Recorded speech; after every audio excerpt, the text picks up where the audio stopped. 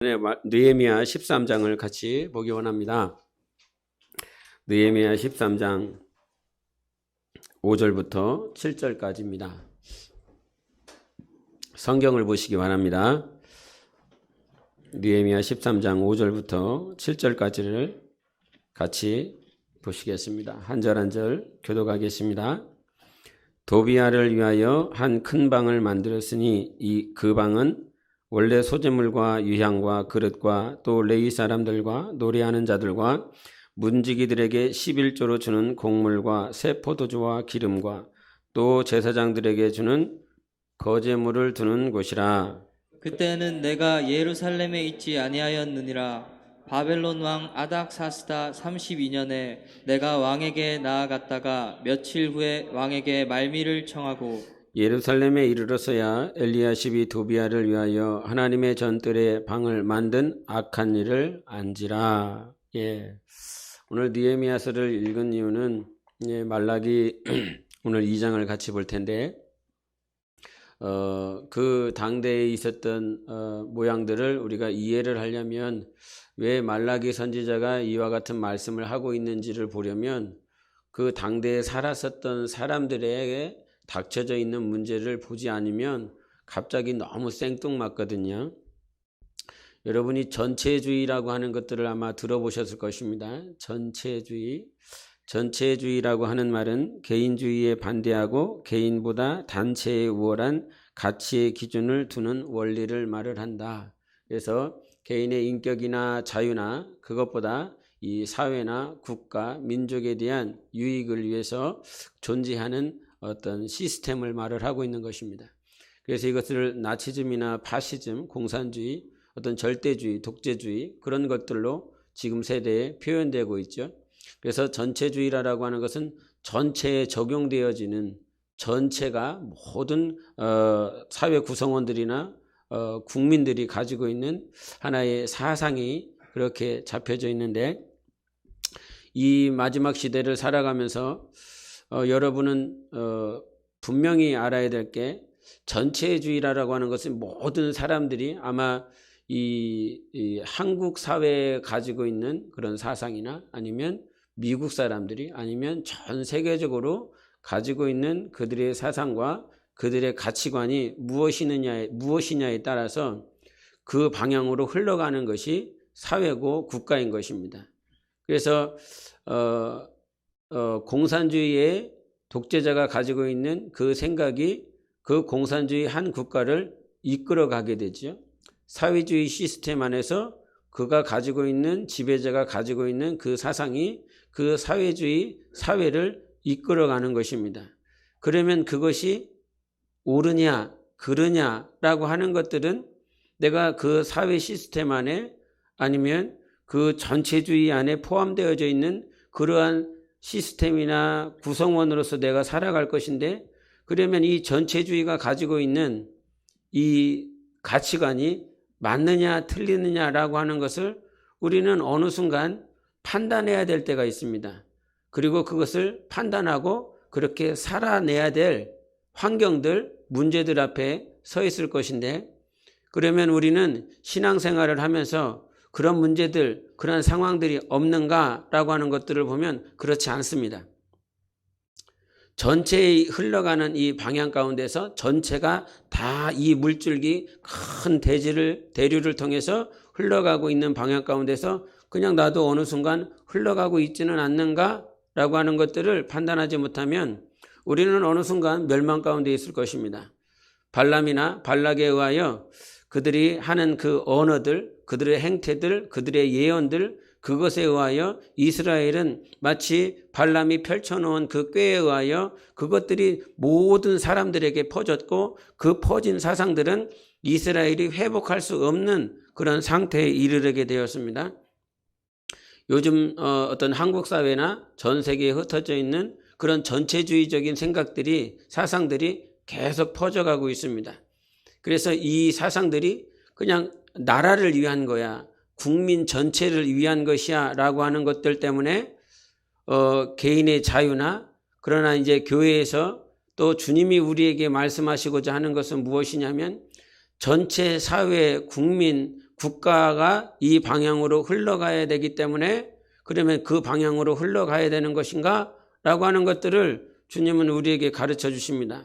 로마서 13장 1절부터 7절까지 하시는 말씀이 무엇이냐면 이 하나님께서 나라와 정부와 주권자들을 하나님께서 세웠다라고 말을 하고 있습니다. 그래서 당연히 그들을 위해서 기도해야 되고 그들의 어떤 지배적인 그런 통치 시스템, 정치적인 것에 우리가 따라주고 순응하는 것들을 우리가 배워야 되고 또 그렇게 해야 되는 것을 성경은 말을 하고 있습니다. 그러나 그 모든 것들이 무엇을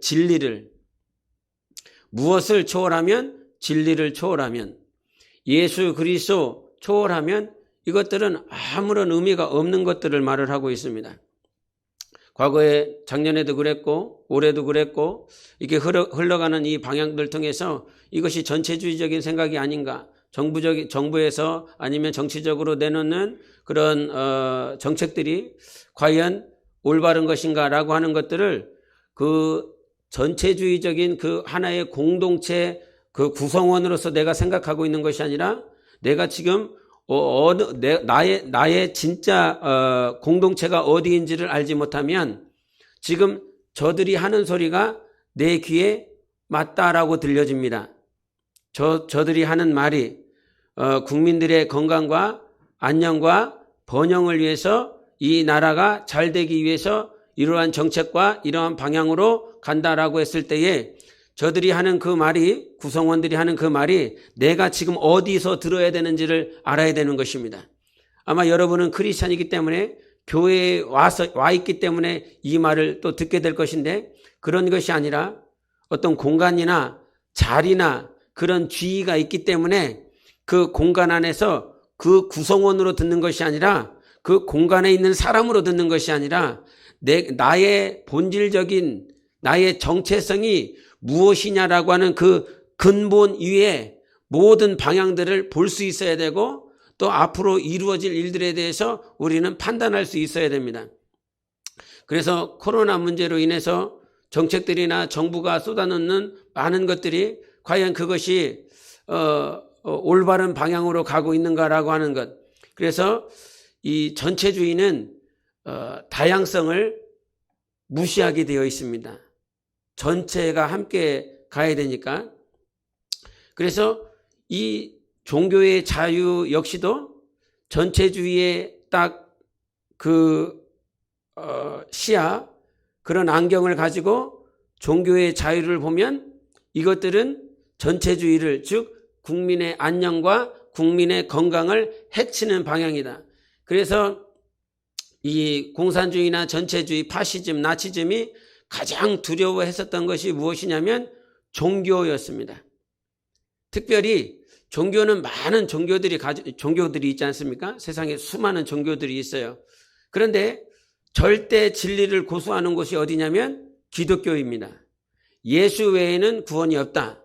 예수만이 길이다. 예수만이 진리다.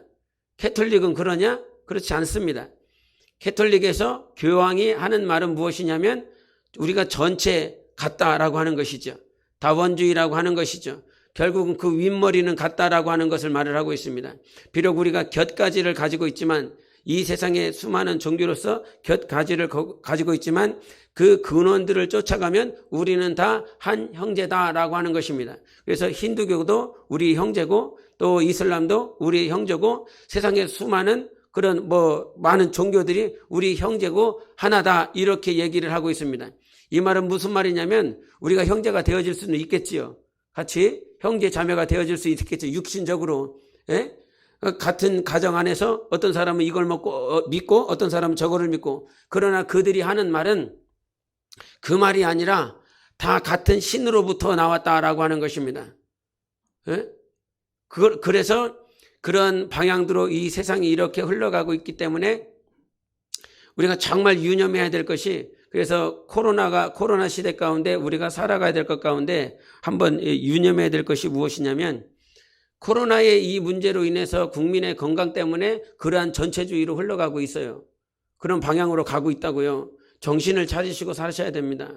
그런데 이제 뉴스 매스컴에서 나온 이렇게 내용들을 여러분에게 짤막하게 얘기를 해주면 코로나로 인해서 1년 동안 치사율, 몇 분이 돌아가셨냐면 1600명이 돌아가셨다는 거예요. 사망을 했다는 거예요. 근데 그래서 이 1600명이 죽었기 때문에 그 방향으로 흘러간다는 거죠.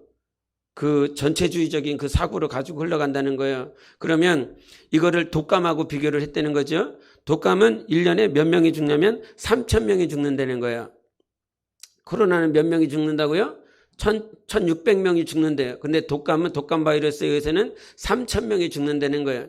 그러면 독감 바이러스가 독감에 의해서 그와 같이 3000명이 1년에 죽을 때에 정부는 어떻게 했지요? 나라는 어떻게 했지요? 그것에 대해서 전체주의적인 시각을 가지고 국민들을 한쪽으로 몰아가지 않았어요. 그런데 이 1600명 가운데서 이 기저질환 환자들, 기존에 가지고 있었던 병을 가지고 있었던 사람들을 제외하면 치사율은 몇 퍼센트가 되냐면 0.008%라는 거예요. 이 사람 숫자가 몇 명이냐면 14명인 거예요. 1600명 가운데서 14명이 기저질환 없이 그냥 멀쩡하게 살고 있다가 코로나 때문에 사망하신 분이 14명이라는 거예요. 그런데 이 방향으로 이렇게 흘러가고 있다라고 하는 거죠. 여러분, 신세계 질서라고 하는 세계 정부 이거에 대해서 계속 이 말세에 대해서 말씀을 하시고 있는 분들, 또 성경을 이렇게 유심히 보면 거기에 다 답이 나와 있어요. 마지막 때가 어떻게 되어지고 있을지에 대해서. 그래서 신세계 질서라고 하는 것은 하나의 단일 정부를 얘기해요. 단일 정부. 그다음에 단일 경제, 단일 세 번째가 우리에게 중요한 것이 무엇이냐면 단일 종교라 이 말이에요. 그래서 지금 세계의 모든 석학들이나 아니면 정치 지도자들, 그래서 교황을 만나는 대통령들, 총리들, 또 많은 이들이 만나서 모여지는 상황 가운데서 하나로 흘러가는 것이 무엇이냐면 신세계 질서, 단일 정부, 단일한 한 나라를 향해서 가고 있는 거예요. 그 단일 한 나라를 향해서 가려고 그러면 무엇이 필요하냐면 경제가 필요한 거다 이 말이죠. 그래서 666이라고 하는 그 매매권들이 계속 계시록에 등장하는 것이 무엇이냐면 한 시스템 안에서 팔고 사고 하는 매매가 추진이 돼야 되기 때문에 그 단일 경제를 얘기를 하는 거예요. 그런데 이 단일 나라, 한 정부를 만드는 데 있어서 가장 문제거리가 뭐겠어요? 역시나 종교라 이 말이에요. 한 종교가 있으면 너무 편하지 않겠습니까?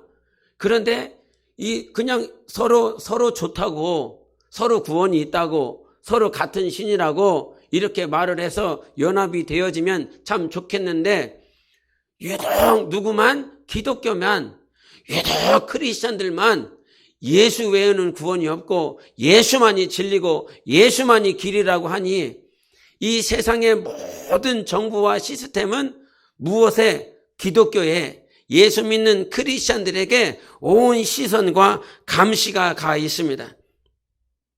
마지막 때에 우리는 누구의 감시를 받을 거냐면 세상 정부의 감시를 받을 것입니다. 그리고 그들이 가고자 하는 방향들을 다 찬성하고 그것들이 너무 좋다라고 말을 하고 있는데 우리는 그 방향으로 못 가라고 말을 하는 거거든요. 왜? 거기는 절망이고 거기는 사망이기 때문에 다 하나님을 인정해야 되는 거지요. 모든 신을 인정해야 그 안에서 같이 살아갈 수 있거든요. 여러분, 성경은 우리에게 말씀하십니다. 그래서 예수님이 오셨습니다. 그리고 십자가에 못 박혀 죽으셨습니다. 죽으셨을 뿐만 아니라 부활하셨고 승천하셨고 제자들에게 다시 말씀하신 것은 내가 재림할 것이다. 그때 주님께서 하나님의 영원한 약속을 성취해 주실 것이라고 말씀하여 주신 것입니다. 그 말씀 가운데서 오늘 우리가 봐야 될 것은 무엇이냐면 이 느헤미야의 삶인 것이고 그 느헤미야 시대 때에 어떻게 흘러갔는지를 우리가 볼 수 있어야 되는 것입니다. 느헤미야의 삶을 우리가 잠깐 보기 위해서 13장 6절을 보겠습니다. 13장 6절. 예, 스크린 띄워줘도 될 것 같은데요. 13장 6절을 같이 읽어보겠습니다. 시작. 그때는 내가 예루살렘에 있지 아니하였느니라. 바벨론 왕 아닥사스다 32년에 내가 왕에게 나아갔다가 며칠 후에 왕에게 말미를 청하고. 예, 이 말씀을 보면 그때의 내가라고 하는 내는 느헤미야를 얘기를 합니다. 예루살렘에 있지 아니했다. 내가 느헤미야는 원래 어디에 있었죠? 바벨론 페르시아에 있었지 않습니까? 그렇죠? 기억하시죠? 느헤미야는 거기에 있었습니다. 그래서 내가 예루살렘에 있지 아니하였다라고 하는 말은 지금 이제 거기에 있는 거예요. 그쪽으로 갔어요. 바벨론 왕 아닥사스다 32년에 내가 왕에게 나아갔다는 거예요. 그 아닥사스다 왕에게 그 아닥사스당 32년 동안 32년째 되는 해에 그 왕에게 나아가서 며칠 후에 왕에게 말미를 청했다는 거예요. 그리고 어디를 갔다는 거예요? 예루살렘에 갔다는 거예요. 근데 요 앞에서 더 이해를 해야 할 것이 무엇이냐면 느헤미야는 아닥사스당 20년째 되는 해에 예루살렘에 갔습니다. 예루살렘에 갔어요. 그리고 거기서 몇 년 동안 있었냐면 12년 동안 있는 거예요. 그리고 와서 다시 고국으로 온 거예요. 그 페르시아로 온 거예요. 페르시아에서 왔다가 다시 아닥사스다 왕에게 나 예루살렘에 가고 싶으니까 좀 허락해 주세요. 이렇게 얘기를 하고 있는 것이 저 13장 6절 7절의 말씀인 것입니다. 12년 동안 예루살렘에 있다가 왔어요. 와서 잠깐 있다가 다시 예루살렘에 가서 확인을 하는 것이 지금 이 오늘 여러분이 지금 서두에 13장 4절부터 7절까지 읽었었던 그 내용이에요. 그래서 12년 동안 있었을 때에 같이 에스라와 느헤미야가 성전을 건축하고 성벽을 재건하고 그 다음에 에스라를 통해서 학계를 통해서 그들에게 말씀으로 가르치고 율법으로 훈계하여 하나님의 말씀으로 양육하셨던 백성들이라 이 말이지요. 그렇게 양육을 하고 이 사람이 다시 페르시아로 갔다가 돌아왔을 때 확인하는 것이 7절을 성경을 보세요. 7절 같이 보겠습니다. 시작. 예루살렘에 이르러서야 엘리야십이 도비야를 위하여 하나님의 전뜰에 방을 만든 악한 일을 안지라. 예, 도비야를 혹시 기억하십니까?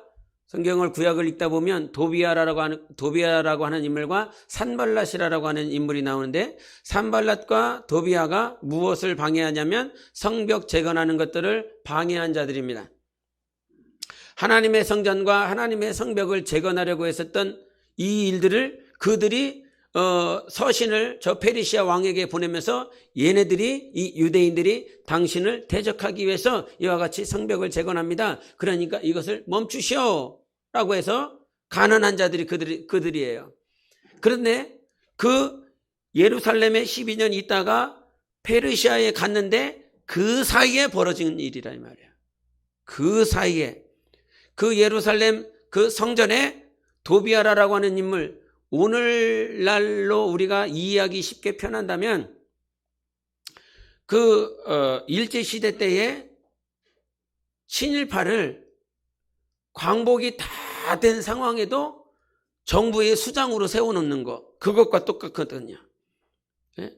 그래서 그 자리에다가 세워놓고 지금 이 상황들을 보게 되는 것인데 이것이 무엇이냐면 모든 제사장들이 다 있었을 것입니다. 그 당대 모든 제사장들이 그 성전에서 도비야라고 하는 인물이 그 성전 안에 있는 큰 방이라고 말을 합니다. 그 큰 방에 도비야를 마련해주고 그 자리에서 살아갈 수 있도록 만들어놨다 이 말이죠. 하나님을 대적한 사람, 하나님과 상관없는 사람, 이 사람을 그 자리에다가 이렇게 내려놨다 이 말이죠. 여러분 창세기 19장 14절 한번 보실까요? 창세기 19장 14절 4절 시작. 그들이 눕기 전에 그 성사람 곧 소돔 백성들이 노소를 막론하고 원근에서 다 모여 그 집을 애워싸고. 지금 이거는 롯에게 온 사람들을 얘기를 하고 있는 것입니다. 소돔과 고모라 땅에 있었던 사람들이 지금 롯에게 왔는데, 롯의 집에 왔는데 그들이 눕기 전에, 즉 하나님께서 보낸 그 두 천사가 소돔과 고모라 땅에 왔는데 그 사람에 대해서 이 사람들이 어땠는지 소돔 백성들이 노소를 막론했다. 그리고 원근에서 다 모였다. 이 말인즉슨 그 롯의 가정 앞에 온 사람들이 다 모인 것입니다. 늙은이들이나 젊은이들이나 또 원근의 공간적인 모든 사람들이 다 와서 그와 같이 롯을 죽이려고 합니다.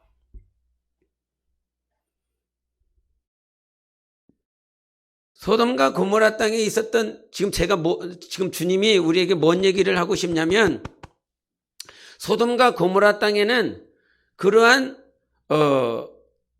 지금 두 천사가 왔는데 그 두 천사를 우리가 저들을 상관하리라 이렇게 표현을 해요. 상관하리라. 이 상관하리라라고 하는 말은 무슨 말이냐면 동침하겠다는 것입니다. 동성애를 하겠다는 거예요. 동성애를. 근데 모든 사람들이 와서 다 동성애를 하겠다라고 그러는데 그 모인 모든 사람들이 아무도 이것이 가증한 일이다, 더러운 일이다, 추악한 일이다 말하지 않아요. 그것이 당연한 것처럼 생각하고 있고 아무도 말리지 않는다 이 말입니다. 그런데 그 롯이 어떻게 하냐면요, 자기 두 딸을 줘버리지 않습니까? 남자를 알지 못하는 이 두 딸을 너희들이 마음대로 해라 이렇게 표현을 합니다. 여러분, 정신 차려야 되는 것이 무엇이냐면 모든 사람들이 아무 말 하지 않아요. 모든 사람들이 그것이 틀렸다라고 말하지 않아요. 전체주의적인 시각과 그 가치관과 그 세계관을 쪽에서 이 사람들이 다 가고 있어요. 롯도 그 자리에서 물들어가고 있는 것이지요. 롯도 정말 의롭게 살고 싶었었던 그의 삶이었지만 시간이 지나면 그것이 맞는 것처럼 생각되어지고 그것이 진짜처럼 느껴지고, 그러니 가치관과 세계관이 자기 안에서 흔들리더라 이 말이에요. 근데 그 당시에 느헤미야 시대 때도 모든 사람들이 무엇이 맞냐, 무엇이 틀리냐, 도비아를 그 성전에다가 놔두는 것이 맞느냐, 그 성전에서 봉사할 수 있는 사람들은 누구밖에 없냐면 제사장들입니다. 레위지파 사람들입니다. 그런데 도비아는 이방 사람이라 이 말이지요. 근데 그 안에 들어가서 떡하니 제일 큰 방을 마련해 놓고 자기가 먹고 살아갈 수 있는 제사장들도요, 거기에서 자기 집이 되어지지 않아요.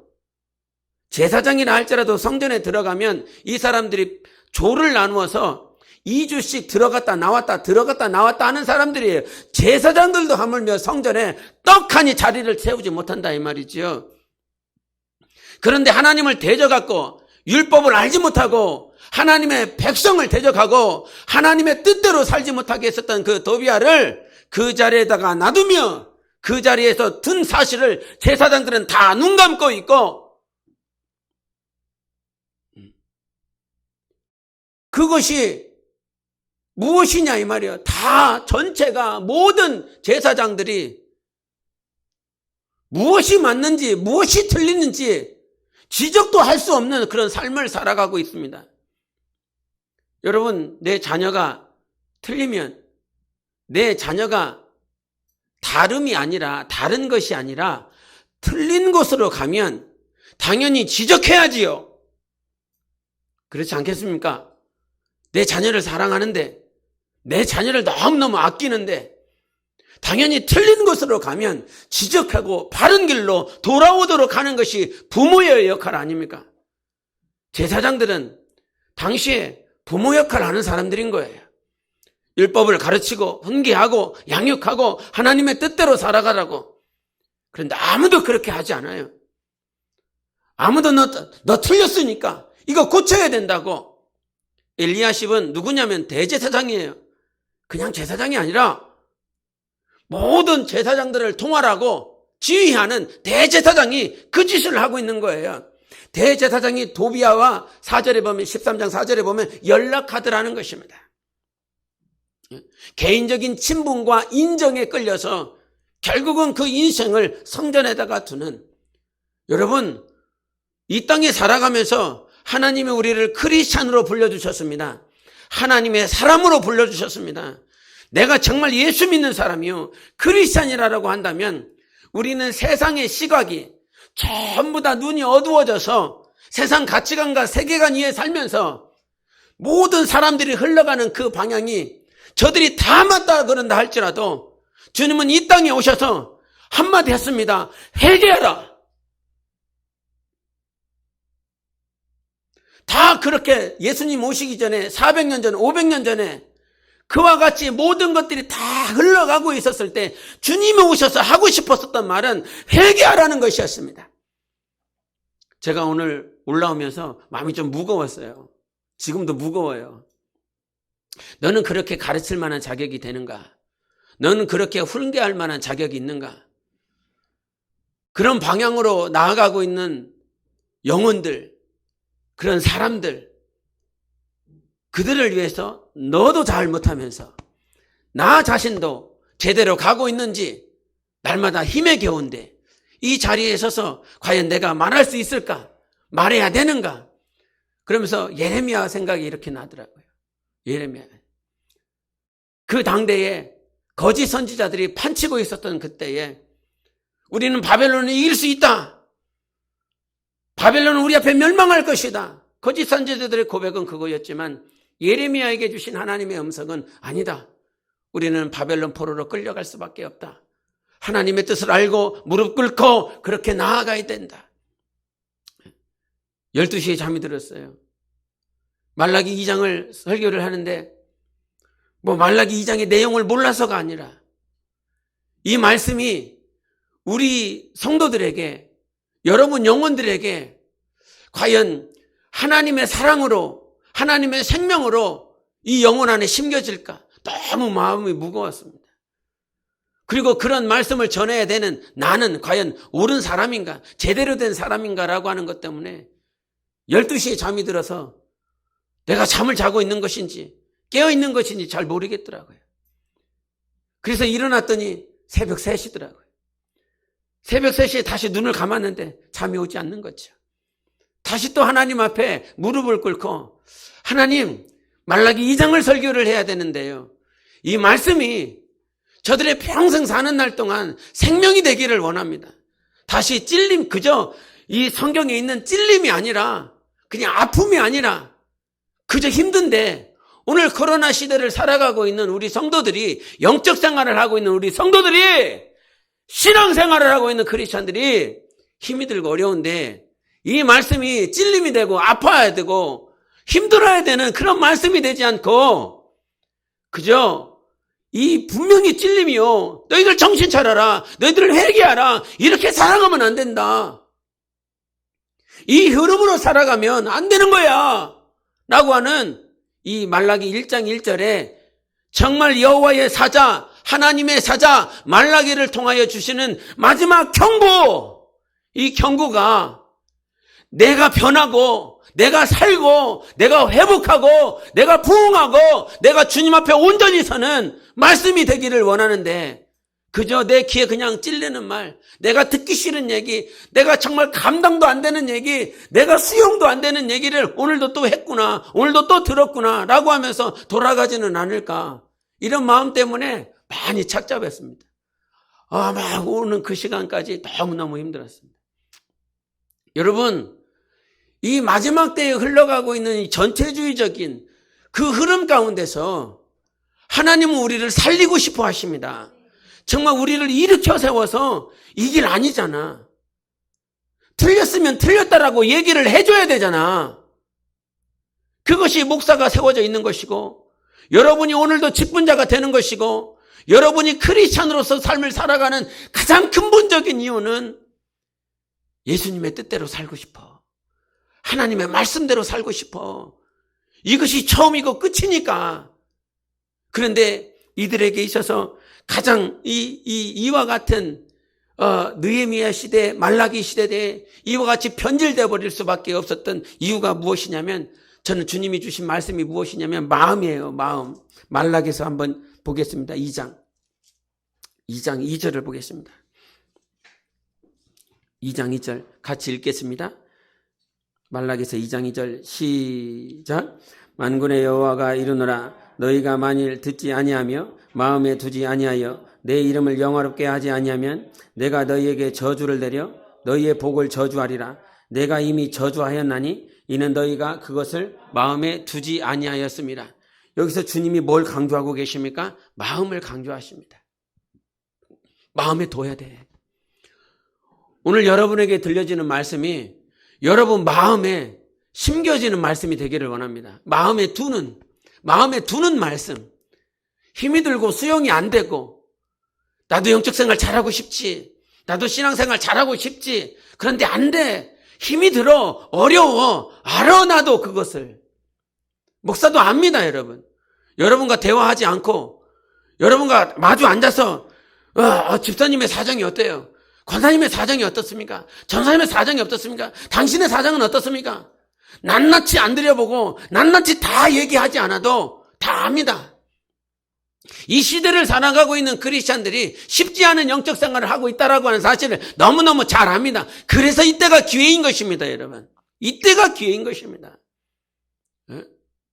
언제 핍박받을 수 있을 것 같습니까? 여러분, 주기철 목사님이나 손양원 목사님이 언제 핍박을 받았습니까?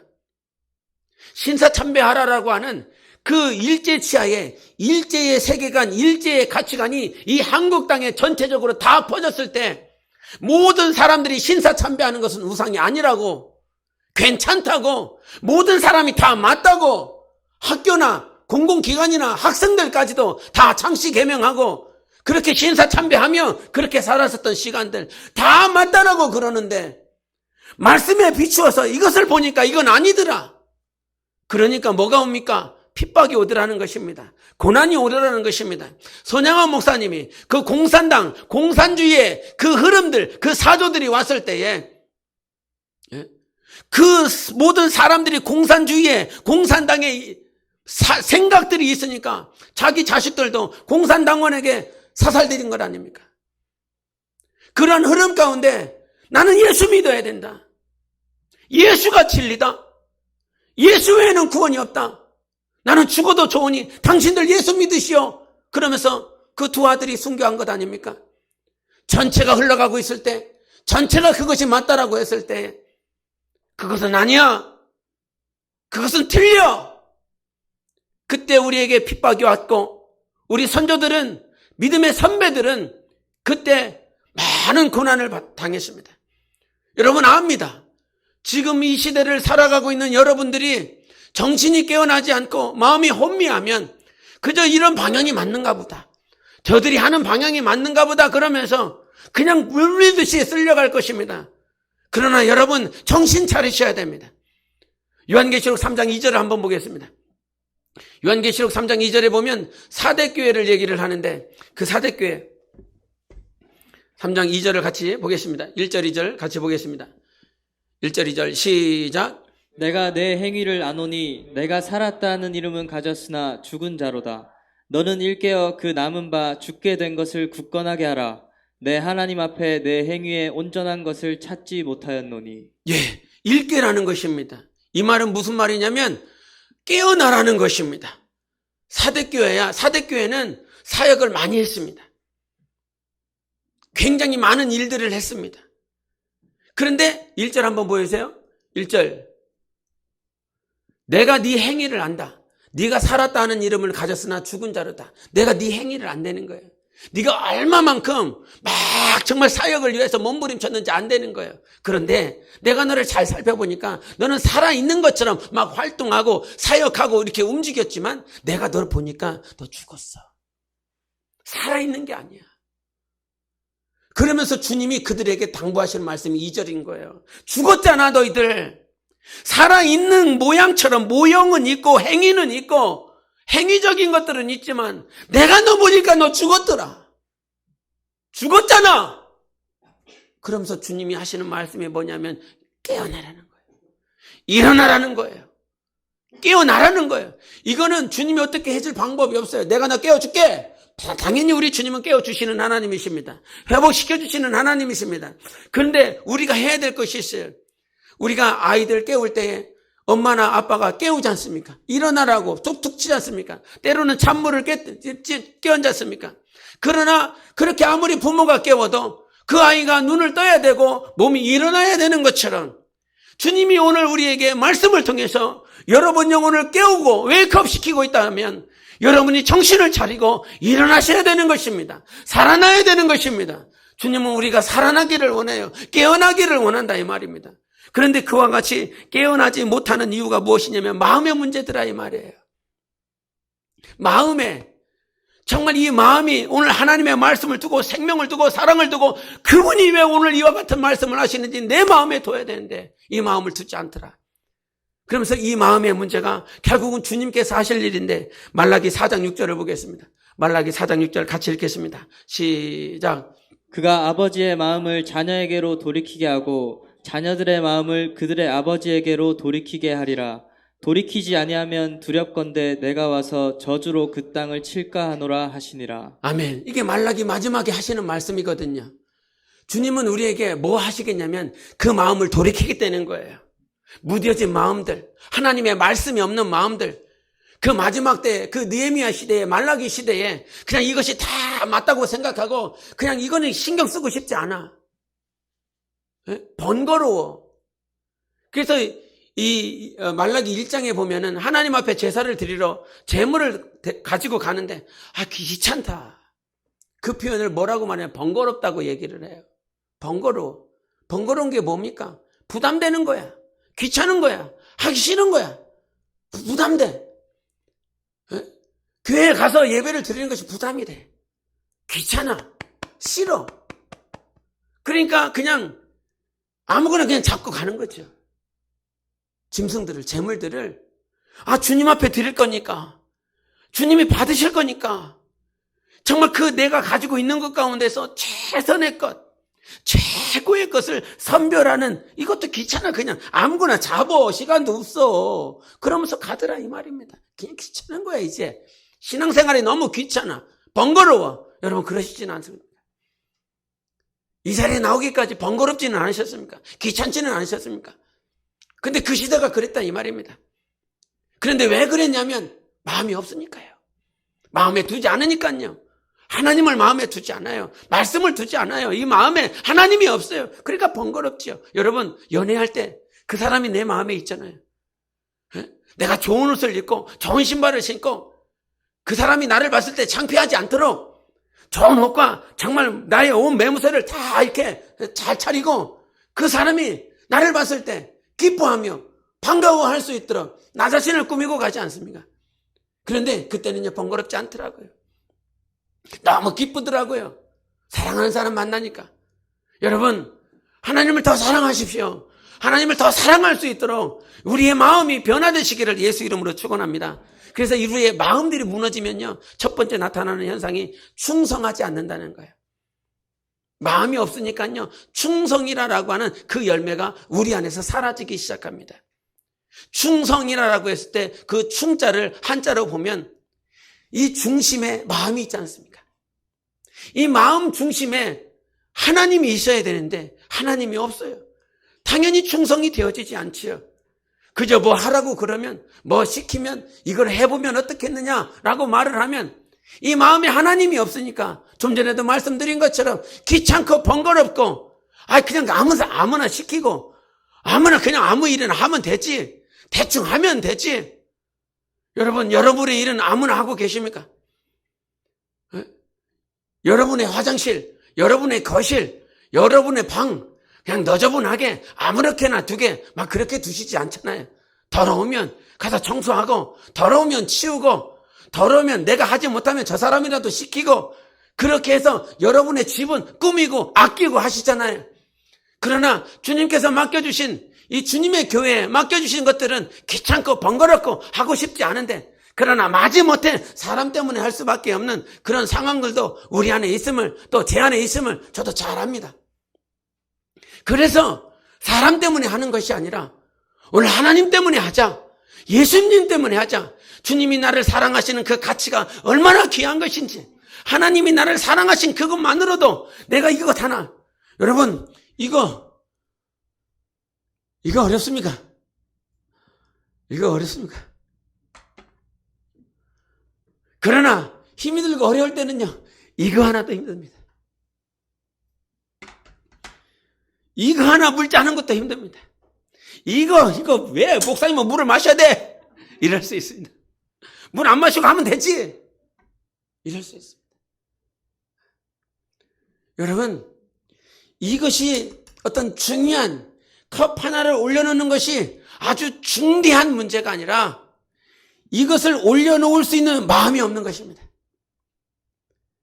지나가는 길에 휴지 하나 떨어지는 것이, 허리 한번 숙이는 것이 어려울 때가 있습니다. 성도들이 흘려놓은 그 머리카락, 어떤 놈이 머리카락을 흘려놨냐, 이런 것이 아니라 그냥 머리 숙이는 것이 힘듭니다. 이 허리 숙이는 것이 왜 힘들고 어렵습니까? 마음이 없기 때문인 것입니다. 마음에 없기 때문인 것입니다. 여러분 안에 마음이 회복되시기를 예수 이름으로 축원합니다.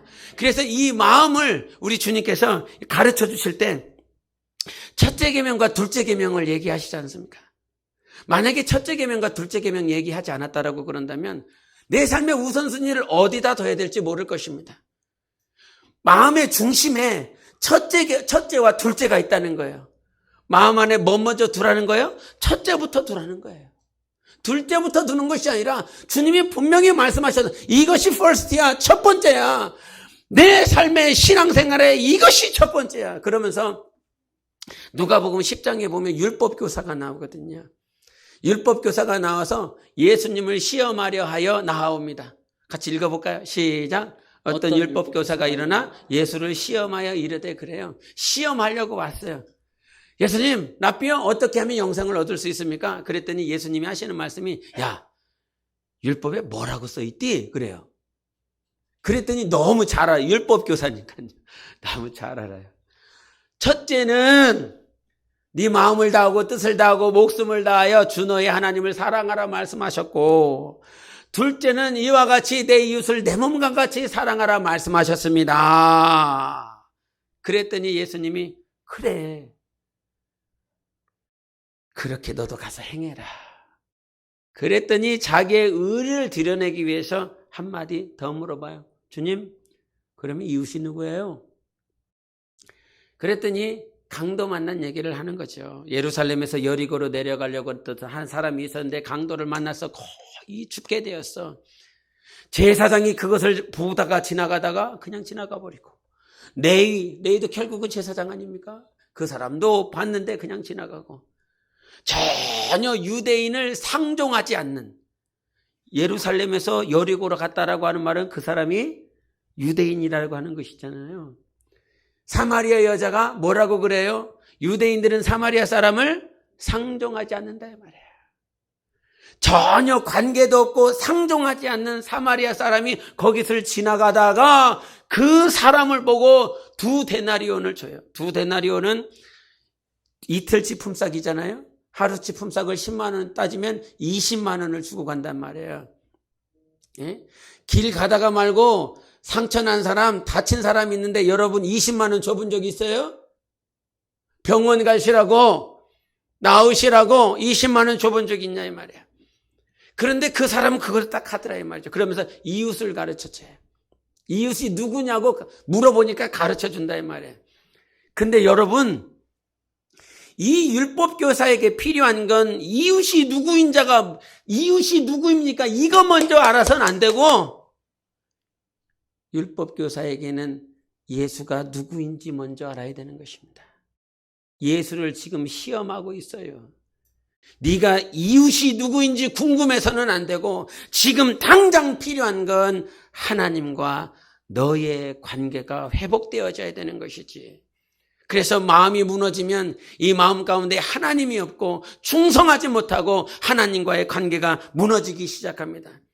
그래서 이와 같이 하나님과의 관계가 무너지는 자들을, 마음에 두지 않는 자들, 그렇게 제사와 예배와 백성들을 향하여 온전히 인도하지 못하는 자들을 향해서 주님은 그들의 얼굴에 똥칠하신다 하셨어요. 여러분 똥 치워보신 적 있어요? 지금 도시에서 사신 분들은 똥을 안 치워보셨겠지만, 옛날에 시골에서 똥을 치우려고 그러면 화장실에 그 푸세식 아닙니까? 그 푸세식에 들어가고 똥을 다 긴 주걱처럼 생긴 거 있죠. 그거를 퍼갖고 바켓에다가 담죠. 그러면 그때부터 냄새가 너무 고소하죠. 근데 보통 그게 농번기 때 다 하거든요. 농번기 때. 예? 거름 주려고. 그러면 온 마을이 잔치가 벌어져요. 덩파리가 벌어지죠. 그러면 이 마을도 푸고 저 집도 푸고 이 집도 푸고 막 가다가 만나고 어이 똥 막 그럽니다. 니네 집 똥 폈냐 그러면서. 예? 그러면 그 바켓을 다 구름 하나 우마차에다가 싣고 막 가지요. 근데 시골길이라 포장도로가 아니에요. 포장도로가. 그러면 다 비포장이고 또 이렇게 비포장이라 가다가 이제 차들이 한번 이렇게 지나가면 이렇게 비온 자리가 보면 지나가면 차가 이렇게 움푹 패갖고 거기가 뚝 패요. 이렇게 패요. 그래서 그거를 막 끌고 가서 이렇게 이제 삼촌하고 같이 이렇게 가다 보면 야 천천히 왜 움푹 패인 데는 천천히 가 천천히 그런데 이 앞에 있는 놈의 소가 그냥 확 가버리네. 그러면 그냥 그 똥이 다 퍼는 거죠. 예? 얼마나 냄새가 그렇게 퍼는지. 여러분 똥이라고 하는 것이 주님이 가장 더러운 것입니다. 그런데 이 하나님께서 이 똥을 이 진 밖으로 버리라라고 말씀하실 때가 있어요. 진 밖으로. 근데 왜 진 밖으로 버리느냐라고 하는 것들을 출애굽기 29장에 얘기하는데 한번 보시겠습니다. 14절부터 보겠습니다. 시작. 그 수소의 고기와 가죽과 똥을 진 밖에서 불사르라. 이는 속죄제니라. 예, 이 속죄제를 하기 위해서 그 수송아지가 있었는데 그 수송아지의 고기와 가죽과 똥은 진 밖에 다 불사라라는 거 하는 거예요. 그리고 이 내장에 있었던 기름들이 있잖아요. 내장에 있는 기름들. 그 기름들은 번제단에다가 다 뿌리든지 태워버리든지 그러는 거예요. 그래서 한 마리 수송아지를 다 잡아서 10절 보이세요? 시작. 너는 수송아지를 회막 앞으로 끌어오고 아론과 그의 아들들은 그 송아지를 머리에 안수할지며. 그 송아지를 가지고 와서 그 아론과 그의 아들들을 위해서 안수를 하는 거예요. 왜 안수해요? 그들의 모든 죄가 그 수송아지에게 전가되도록 하기 위해서요. 그리고 그 수송아지는 하나도 남겨두지 않아요. 고기도 가죽도 똥도 내장도 기름도 다 번제단에 태우든지 다 버려버리든지 그렇게 해요. 그런데 특별히 고기와 가죽과 똥은 어디다가요? 진 밖에다가 버리는 것이 똥이에요. 근데 이것을 언제 하냐면 직분을 임명할 때 그래요. 제사장들 또 대제사장들 그들에게 직분을 임명할 때 그들이 있는 모든 죄들을 다 짐승에게 전가시켜서 그에게서 아무런 죄가 발견되지 않도록 하려 함이래요. 근데 똥을 그 얼굴에다가 하나님께서 뿌려버리시겠다는 거죠. 얼마나 더러운지 얼마나 거룩하지 못한지를 가르쳐주고 있는 것이에요. 하나님은 우리가 거룩해지기를 원합니다. 정말 거룩한 자가 되어서 주님 앞에 서야 되는 것이지요. 여러분 더럽히지 마세요. 점과 틈, 이 티와 주름 잡힌 거 다 제하라고 예수 그리스도를 주셨지 않습니까? 주의 보혈을 허락해 주셨습니까? 그래서 우리의 마음이 하나님 앞에 무뎌지면 충성하지 못한다. 그리고 우리 안에서 뭐가 사라지기 시작하냐면 감사가 사라지기 시작해요. 감사가 나오지 않아요. 이 사람은 분명히 감사할 조건이 차고 넘치는데도 불구하고 감사가 되어지지 않아요. 부모가 자녀를 길러요. 막 힘을 다해서 해요. 그런데 이 자녀는 부모에게 관심이 없어요. 감사가 나오지 않아요. 얼마나 이 손가락이 부르터가면서 부르터가면서 시골에서 저희 큰어머니가 계시는데 이 큰어머니 이 손은요 이 마디마디가요 다 이게 부러뜨셨어요. 새벽 4시에 일어나갖고 밤늦게까지 일하시는 분. 무슨 냉장고도 없어. 뭐 가전제품도 없어. 그 시골에서 이 평생 사셨어요. 그러면서 그 자식을 키우내느라고 얼마나 수고하셨는지 몰라요. 부모의 그 굳은 마디마디가 이 주름이 다 네 자식놈들 키우려고 몸부림친 것인데 자녀는 몰라요. 감사가 없어요. 어제도 영상 하나 봤더니 부모는 정말 밤이 맞도록 일을 하는데 이 철이 없는 이 중학생 놈은 게임한다고 게임머니를 충전했는데 230만 원을 했더라고요. 그런 놈들이 있냐? 예? 230만 원을 게임머니로 하고 또 아버지가 옆에 와서 야 200만 원은 어디다 썼냐? 그랬더니 또 게임머니예요. 한 달 동안 600만 원을 썼다는 거예요. 그래서 부모가 물어보는데 너 어디다 썼냐? 나 몰라. 반말이에요. 아버지하고 어머니는 알아야 되지. 몰라. 말하기 싫어. 그 아이도 상처받은 부분이 있더라고요. 상처받은 부분이 있어서 그렇게 되었지만 부모에 대한 감사가 사라져요. 목사에 대한 감사가 사라져요. 성도들에 대한 감사가 사라져요. 맨 처음에 교회 왔을 때는 저 사람 나한테 잘 대해주더니 이젠 변질됐어. 그러면서 이 마음 안에 미움과 시기들이 가득 차지요. 여러분, 시간이 지나면서 우리가 회복되어야 될 마음을 주님께서 회복시킨다라고 하는 말은 감사를 회복시키겠다는 거예요. 하나님을 향한 감사가 회복되시기를 바랍니다. 교회를 향한 감사가 회복되시기를 바랍니다. 성도들을 향한 감사가 회복되시기를 바라고, 부모들은 자녀들을 향한 감사가 회복되십시오. 자녀들은 부모에 대한 감사가 회복되셔야 되는 것입니다. 처음에 성령 모셨을 때 회개가 막 터졌을 때 회개가 그건지 몰랐어요. 그냥 앞에 나와서 주님 나 이거 잘못했다고 그저 내 입술로 생각나는 것들을 고백하는 것이 회개인 줄 알았는데, 성령이 내 안에서 물밀듯이 역사하여 주셔서 눈물 콧물을 쏟아냈을 때 주님을 향한, 하나님을 향한 감사가 얼마나 차고 넘쳤습니까? 처음에 그때의 느낌이 어땠습니까? 처음에 막 눈물 콧물을 쏟았을 때 감사가 나오지 않았습니까? 성령을 모셔드렸을 때 거룩한 감격과 감동이 있어서 주님 앞에 감사하지 않았습니까? 주님은 나를 사랑해 주시고 주님이 나를 이끌어 주셨다라고 하는 그 사실 때문에 눈물 콧물 쏟지 않았습니까? 이것이 감사지요. 그러나 마음이 무뎌지면 우리 안에서 감사가 사라지게 되어 있는 거예요. 처음 사랑이 회복되어지지 않는 거예요. 여러분, 처음 찬양 인도하셨을 때 기억나십니까? 저 처음 찬양 인도했을 때요, 찬양 자체를 몰라요. 찬양 자체를 몰라요. 전혀 예수와 상관없었던 사람이었으니까요. 근데 그 사람을 찬양 인도를 시켜요. 예? 성가대 연습을 하는데요, 성가대 연습 소프라노 했어요. 여성분들이랑 같이 했어요. 왜? 못한다고. 음이 안 올라간다고. 이게 베이스를 할 수 있는 그런 음역대도 아니고 테너를 할 수 있는 음역대도 아니고 그냥 여성분들과 소프라노를 하는데 음은 자꾸 틀리고, 이 콩나물 대가리는 왜 위에 붙어 있고 여기에 붙어 있는지를 볼 수가 없고, 박자 간격은 없어. 이게 8분음 편지 16분음 편지 언제 들어가야 되는 건지. 요즘은 엇박도 많어. 요즘 찬양은 찬송가 그냥 정박으로 딱딱딱딱 한데 요즘 찬양 언제 들어갈지 잘 모르겠어. 근데 앞에다 두고 찬양 인도를 시켜요.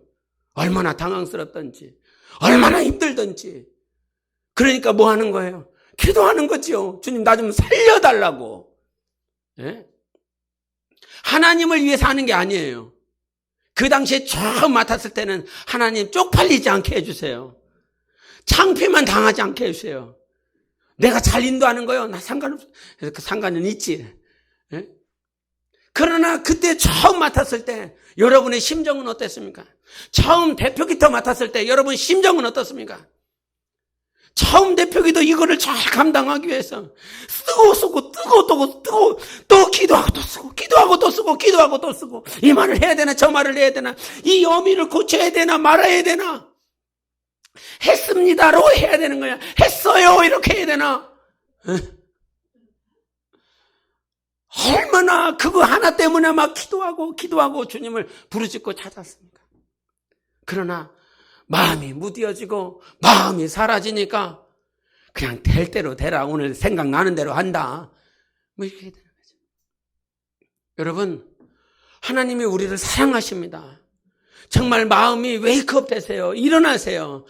주님이 정말 아버지의 마음, 자녀의 마음을 돌이켜, 엘리야가 오신다라고 하셨어요. 예수 그리스도가 오신다고 하셨어요. 빛을 허락하시는 예수 그리스도가 이미 오셨고 우리 안에 계십니다.